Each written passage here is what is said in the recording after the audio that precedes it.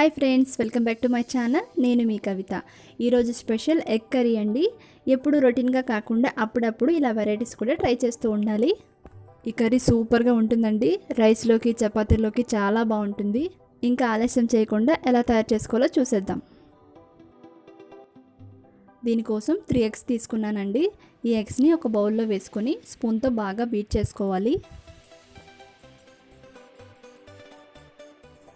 Beat చేసుకున్న తర్వాత ఇందులో కొద్దిగా ఉప్పు, కొద్దిగా పసుపు,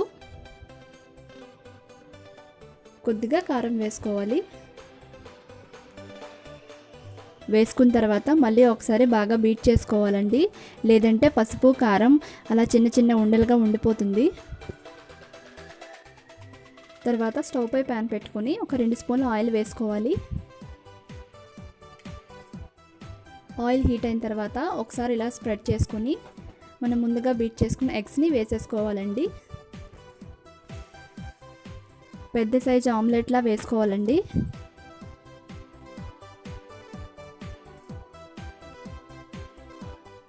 ఒక 2 మినిట్స్ తర్వాత చూస్తే చూడండి ఆమ్లెట్ ఎంత చక్కగా మూవ్ అవుతుందో. అంటే కింద వైపు బాగా కుక్ అయిపోయిందండి. ఇప్పుడు నెమ్మదిగా రెండో వైపు తిప్పుకోవాలి. తిప్పుకున్నాక మరో 2 నిమిషాలు ఉడికించుకోవాలి. 2 వైపులు చక్కగా కాలిన తర్వాత ఒక ప్లేట్లోకి తీసుకొని పక్కన పెట్టుకోవాలి. తర్వాత అదే ప్యాన్లో ఒక 3 టేబుల్ స్పూన్ ఆయిల్ వేసుకోవాలండి.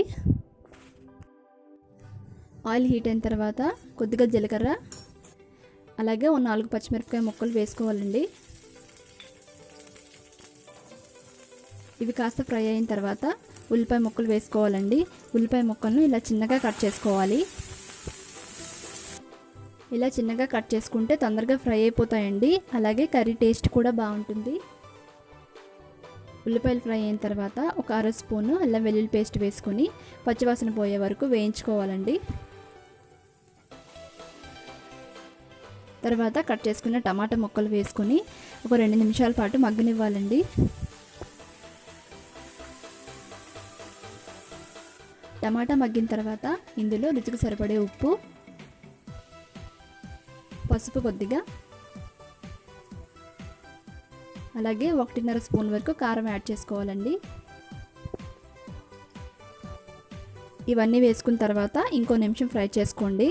ఇందులో నేను ఎలాంటి మసాలా పౌడర్స్ కానీ ఏమీ వేసుకోలేదండి. మసాలా ఇష్టపడే వాళ్ళు మసాలా వేసుకోండి. వేయకపోయినా కూడా కర్రీ టేస్ట్ బాగుంటుందండి. టమాటా బాగా మగ్గిన తర్వాత ఒక చిన్న కప్పుతో వాటర్ వేసుకొని 1 నిమిషం పాటు ఉడికించుకోవాలండి. తర్వాత కాస్త గ్రేవీగా ఉన్నప్పుడే మనం ముందుగా ప్రిపేర్ చేసుకున్న ఆమ్లెట్ను ఇలా చిన్న ముక్కలుగా కట్ చేసుకొని ఈ గ్రేవీలో వేసుకోవాలండి. ఫ్రెండ్స్, నా వీడియో మొదటిసారి చూసినట్లయితే నా ఛానల్ సబ్స్క్రైబ్ చేసుకోండి. పక్కనే ఉన్న బెల్ ఐకాన్ క్లిక్ చేయండి. నోటిఫికేషన్ ద్వారా నా వీడియోస్ అన్నీ మీకు వస్తాయండి. నా వీడియోస్ కానీ మీకు నచ్చితే మీ ఫ్రెండ్స్ అండ్ ఫ్యామిలీకి అందరికీ షేర్ చేయండి. ఆమ్లెట్ ముక్కలు అన్నీ వేసుకున్న తర్వాత ఒకసారి బాగా కలిపేసుకోవాలండి. ఒకసారి బాగా కలుపుకున్న తర్వాత ఇలాగే తిప్పుకోవాలండి. మాటికి గరిటె పెట్టకూడదు. గ్రేవీ బాగా దగ్గర అయిపోయిందండి. చూసారు కదా, ఇలా దగ్గర అయ్యే వరకు ఉడికించుకుంటే ఉప్పు కారం అన్నీ ఆమ్లెట్ ముక్కలకు చక్కగా పడతాయండి. తర్వాత చివరిగా కట్ చేసుకున్న కొత్తిమీరను పైన కాస్త అలా వేసుకొని స్టవ్ ఆఫ్ చేసేయాలండి.